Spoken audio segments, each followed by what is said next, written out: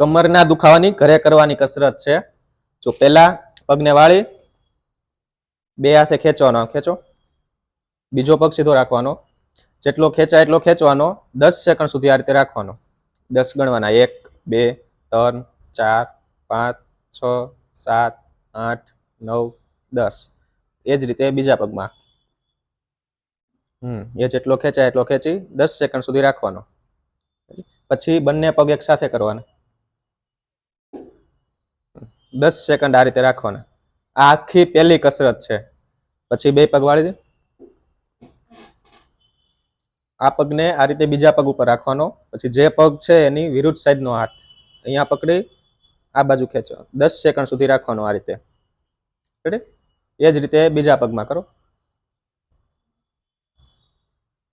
આ સાઈડથી આ બાજુ ખેંચો નાખો આ રીતે 10 સેકન્ડ સુધી રાખવાનો. આ બીજી કસરત છે. પાછા બે પગ વાળી દે.